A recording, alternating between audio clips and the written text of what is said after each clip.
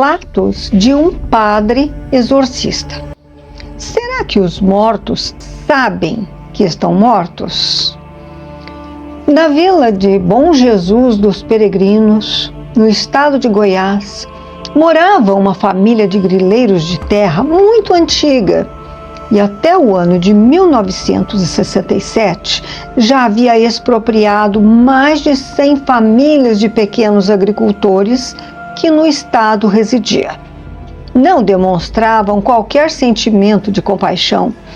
Moravam naquele esplendoroso estado em uma propriedade imensa, com fontes de água, riachos e ribeiros, que propiciava a vida como a tal se conhecia, manifestada em florestas e alagados, animais de todas as espécies do Brasil, além das mais belas aves e borboletas.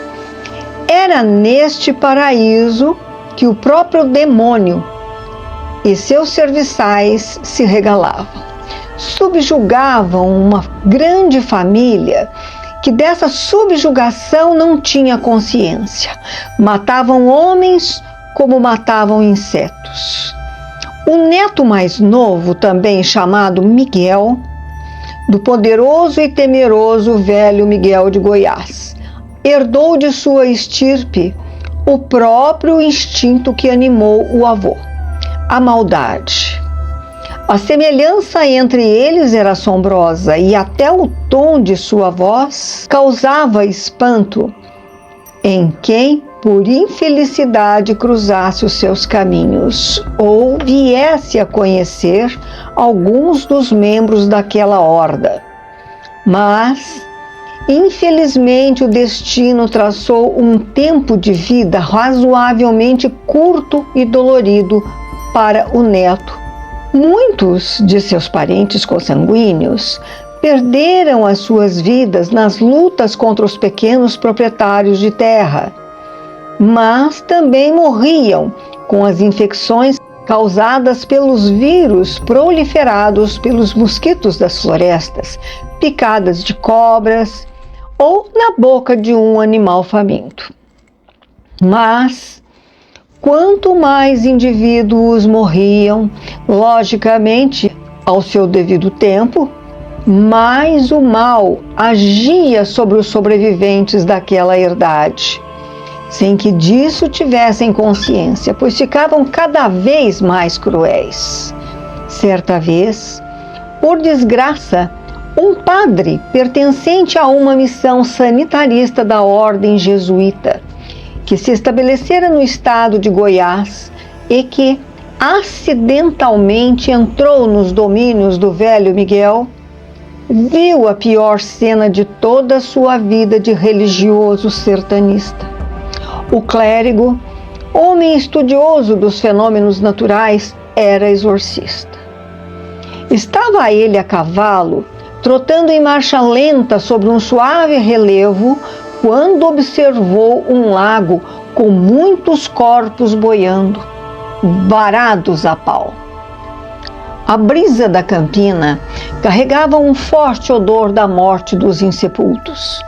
Permaneceu parado por um breve tempo, na tentativa de reconstituir-se, pois ficou tão atormentado que por pouco tempo não despencou de sua montaria sobre aquele chão maldito.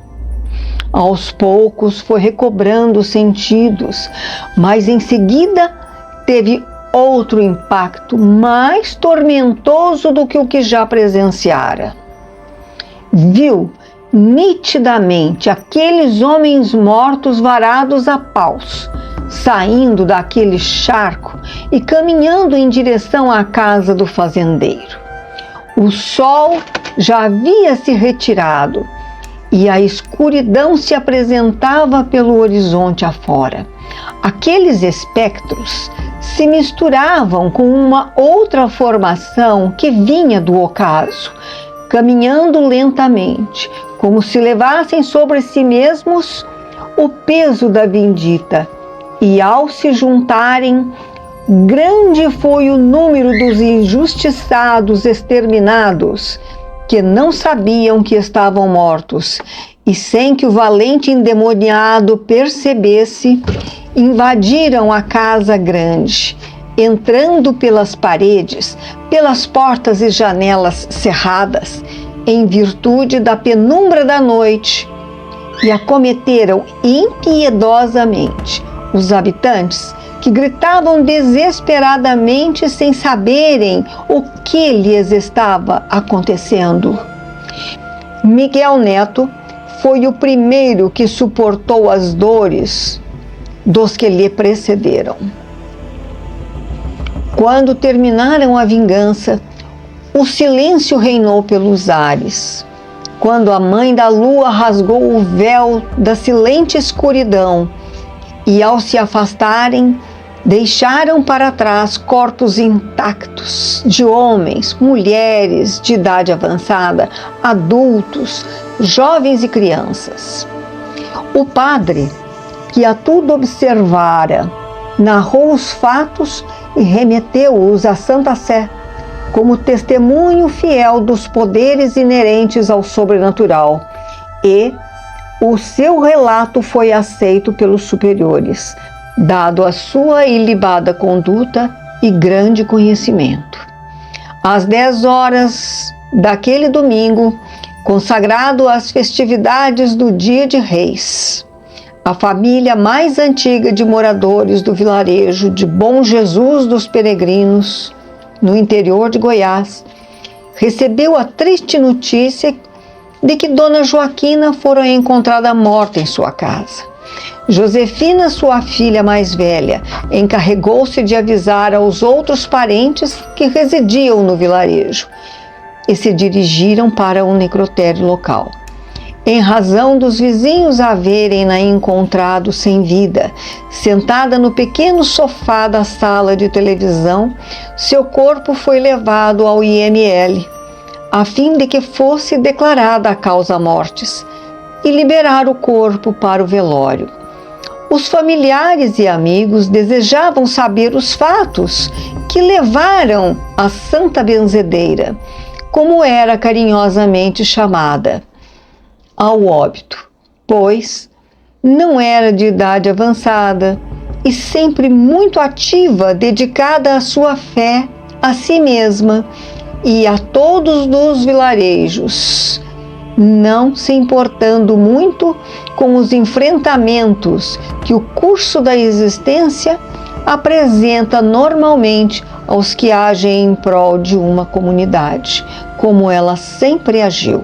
A filha mais velha, Josefina, desde muito nova, mostrou aptidão para conhecer e vivenciar fenômenos sobrenaturais. Já havia se encarregado de todos os procedimentos para o féretro e informou o horário da exposição do corpo a todos e dirigiu-se para a casa da mãe, a fim de escolher o traje com o qual havia de ser sepultada.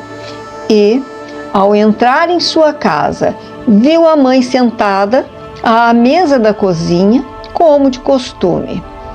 Elas se olharam e, naturalmente, conhecedoras daquilo que a maioria das pessoas julga ser o desconhecido, conversaram sobre as causas de sua morte.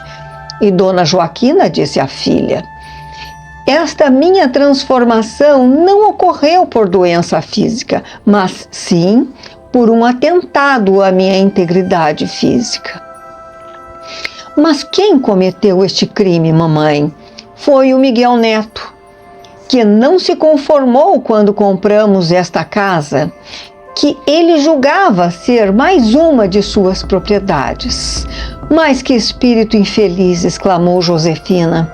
"Ele projetou sobre mim o ardor do seu ódio, que, fragilizando o meu corpo, a ponto de não conseguir reagir para defender-me, expirei." Explicou a Santa Benzedeira. "No laudo médico constará causa natural." "Prepare-se, Josefina. Isto não terminou aqui. Mamãe, levarei o vestido de linho que a senhora mandou fazer para o Natal. O que a senhora acha?" "Gostei. Até parece que o instinto me informava que este taier seria minha mortalha, mas a senhora sabia o que vinha pelas costas? Não, minha filha, verdadeiramente não sabia, pois se eu soubesse, provavelmente teria vigiado o bastante para evitar. Leve este taier. O meu corpo precisa de estar bem composto. Pois bem, sei que a morte não existe e que apenas mudamos o traje com o qual o nosso espírito se apresenta socialmente e que, ao despedirmos-nos desta veste, nos apresentamos como realmente somos. Mamãe, a senhora irá ao seu sepultamento? Não, não irei. Ficarei aqui mesmo, mas vigie assiduamente, pois o essencial é invisível aos olhos, e o meu inimigo é também o seu inimigo e de toda a nossa família. O Miguel está à espreita, e o espírito inconsciente é uma força impetuosa e age segundo os instintos que dominavam a matéria, quando ainda para ele era necessária. No velório, as pessoas que compareceram comentavam entre si sobre a benzedeira, como era carinhosamente apelidada Santa Benzedeira. Umas pessoas diziam: ela, impondo as suas mãos sobre o doente ou sobre os aflitos de qualquer natureza, os benzia e rezava fervorosamente a Santíssima Trindade, enquanto procurava a causa do infortúnio do corpo ou da alma do infeliz. Outros diziam: ajudava-nos a desenvolver a fé verdadeira, a fé que cura ou endireita os caminhos do peregrino. Assim sucedeu comigo e com a minha casa. Será que os mortos estão ouvindo o que dizem a seu respeito? Qual será a reação dos mortos injustiçados? Conto escrito e narrado por Yamatar aos 11 de maio de 2023.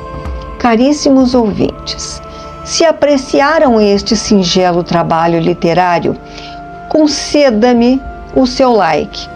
Mas, se apreciou o seu assunto, inscrevam-se no canal @Contos Interessantes.